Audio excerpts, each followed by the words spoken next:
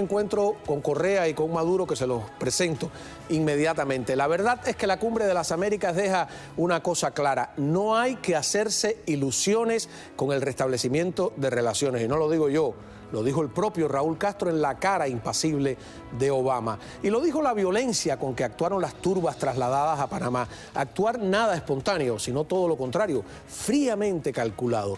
Esos violentos fueron la expresión de un mensaje de Estado, el de no se hagan ilusiones. Y lo otro es que por mucho que uno critique a Obama, cuando estás allí y lo comparas con toda esa crápula presidencial, queda como un príncipe, porque esa gente actúa como si fueran un cártel. Y además es verdad que el tan retratado estrechón de manos inicia una nueva era en la política exterior norteamericana que podría llamarse la política del abrazo. Es decir, la de abrazar a tu enemigo para tratar de desarmarlo, de inutilizarlo, de convertirlo en amigo. El defecto que tiene esa política es que presupone que el enemigo es tonto y que no toma en cuenta además esa política que abrazo avisado no mata canallas. Por otra parte, como he contado, la inteligencia castrista se adueñó del centro de credenciales, donde por cierto se quedó Raúl en ese mismo hotel, por lo que no es raro que nuestra credencial no apareciera y que solo a última hora, con la cumbre ya por la mitad y por gestión de algunos amigos panameños, nos tuvieron que fabricar ahí precipitadamente unas credenciales. A pesar del poco tiempo que quedaba, logramos acercarnos, aunque fuera por unos segundos, a Rafael Correa y a Nicolás Maduro. Aquí está el reportaje. Presidente, ¿tan mala le parece nuestra prensa de verdad? Para entender por qué le lancé esta pregunta al presidente ecuatoriano Rafael Correa, tenemos que remitirnos a su discurso en la cumbre, donde afirmó que la prensa latinoamericana era mala, muy mala. Y la prensa latinoamericana es mala, muy mala. Presidente, ¿tan mala le parece nuestra prensa de verdad? Antes ya, el presidente Barack Obama le había respondido que a él también la prensa lo critica, pero que no por eso la combate. Quizá el presidente Correa tenga más confianza que yo en la distinción entre la prensa buena y la mala. Creo que hay mala prensa por el hecho que me critica. Sin embargo, sigue hablando esta prensa en los Estados Unidos, porque yo no confío en un sistema en el que solamente una persona hace esa determinación. El presidente Obama dice que a él la prensa también lo critica y sin embargo no la combate. ¿Qué le responde usted al presidente Obama? Que nadie ha dicho lo contrario. Estamos hablando cuando presidente, falta la nos verdad. vamos a una declaración final. Presidente, se va a hacer una ¿Y declaración. la prensa en manos del Estado no miente también? La tesis de Correa, en esencia, es que la única prensa verdadera es la que controla el Estado. El otro que entró en varios careos con la prensa fue Nicolás Maduro, sobre todo con sus compatriotas. No, pues es que le no provocar, jamás. Que yo te conozco. Usted también, presidente, por eso yo le pregunto. Tú eres venezolano. Sí. Bueno, aquí. Nosotros, que nos tropezamos con el enjambre de casualidad, tratamos de saber por qué Maduro se había precipitado tanto en abandonar el centro de convenciones, pero hasta esa duda tan inocente lo molestó. ¿Terminó la reunión, presidente? ¿Terminó? ¿Usted se retiró? ¿Cómo? ¿Terminó la reunión? Es que estamos... ¿Ustedes no la vieron por televisión? Acabamos de llegar de la calle. Bueno, entonces, ¿por qué lanza una especie? Él lanza ya una especie. Que yo me retiré de la reunión. No lo pregunto, puede ser, a veces es válido si usted quiere retirarse o mandar un mensaje, ¿no? Tienes que informarte bien. Hubo un extraordinario inicio de esta cumbre. La carta que ha enviado el Papa Francisco es fenomenal. Ojalá todos y todas pudieran leer el contenido de la doctrina que ha mandado el Papa Francisco. La verdad es que cuando Maduro se dirigía a Barack Obama en los discursos, le hablaba a una silla vacía porque el presidente norteamericano se había retirado. ¿Cómo usted interpreta? ¿Cómo?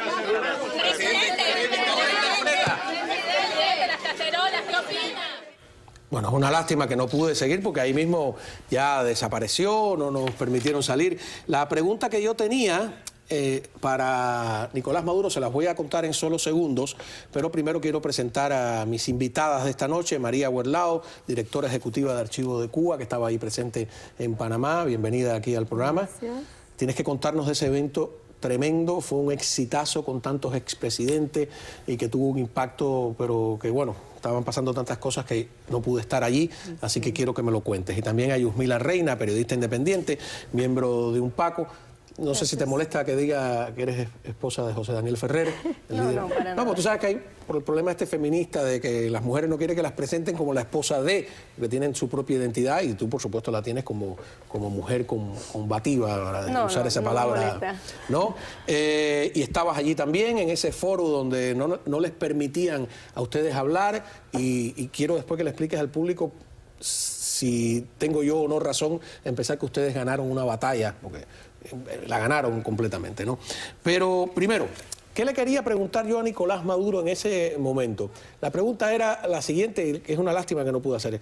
¿Por qué el dictador Augusto Pinochet permitió que Felipe González entrara a Chile a defender a dos opositores de Pinochet? ¿Por qué usted no lo permite, no? Y ahí me imagino que empezaría la discusión, pero no tuve tiempo, es todo muy complicado. Déjame empezar por Yusmila. Disculpa. Ustedes estaban en ese foro, les hicieron también una suerte de acto de repudio. La idea es que había un foro de la sociedad civil, ¿no?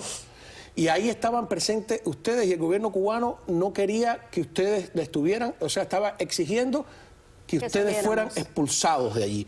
Sin embargo, eso no fue posible y ellos terminan retirándose del foro. ¿Estoy correcto? Sí, correcto. Por lo tanto, yo digo, ganaron ustedes. Ellos tuvieron que retirarse, no pudieron imponerse a pesar de las turbas dirigidas, qué triste, por Abel Prieto, ¿no? Abel Prieto, de ministro de Cultura a organizador de actos de repudio. Qué vergüenza, ¿no? ¿Cómo lo viviste tú, que te vi ahí en medio de ese tumulto, con el Coco Fariña, con todo?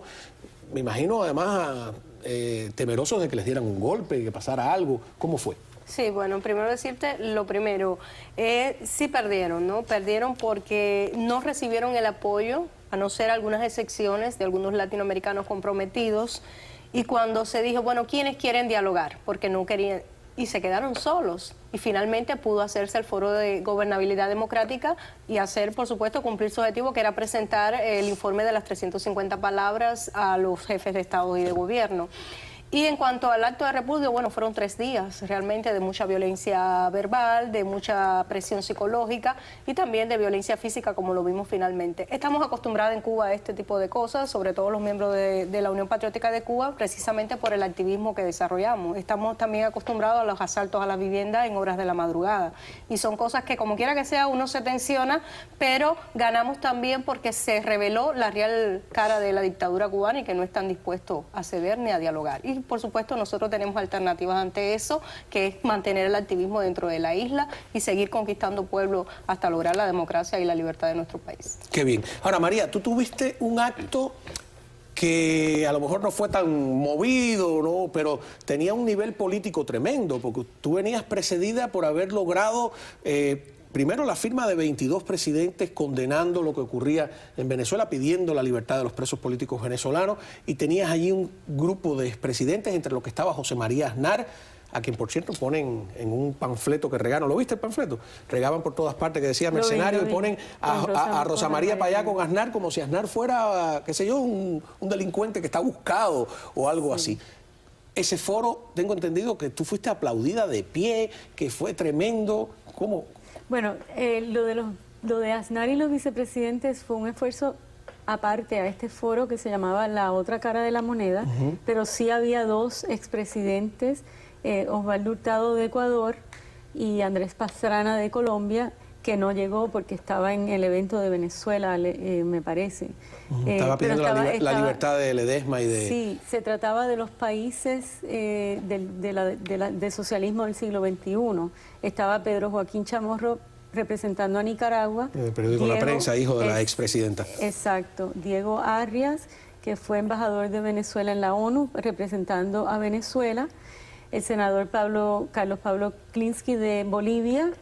Y estaba yo representando, estaba el director de la organización que auspicia el foro, Guillermo Lustó, que habló de Argentina. El foro fue auspiciado por el Instituto Libertad de Panamá, con el Instituto para la Democracia Interamericana, que es con sede en Miami. Entonces, no había cubanos allí porque estaba todo el mundo en los eventos de Cuba.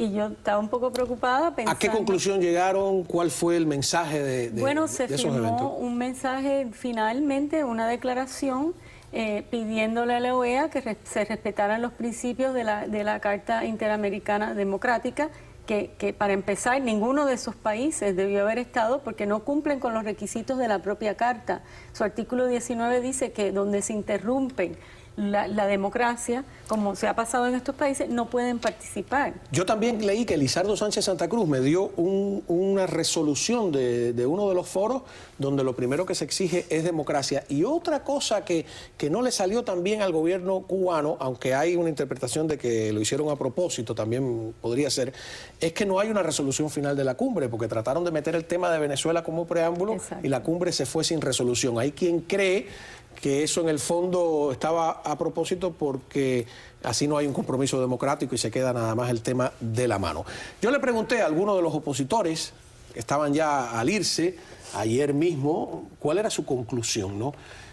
Primero, antes de poner esas entrevistas, quiero poner la imagen donde le devuelvo a Rosa María Payá la credencial. O sea, la tenían ahí tirada en un latón de basura y yo logré entrar y después Rosa María fue ahí estoy yo en el momento que ella tiene en la mano, que le doy la credencial. Ella logra entrar después al centro de prensa donde muchísimos medios europeos y todo la entrevistaron, que era lo que estaban tratando de impedir, que ella pudiera tener acceso a los numerosos medios de prensa. Ahora vamos a escuchar lo que nos dijeron algunos opositores, de cuál era su conclusión de ese hecho o de todo lo que sucedió en la cumbre. A ver.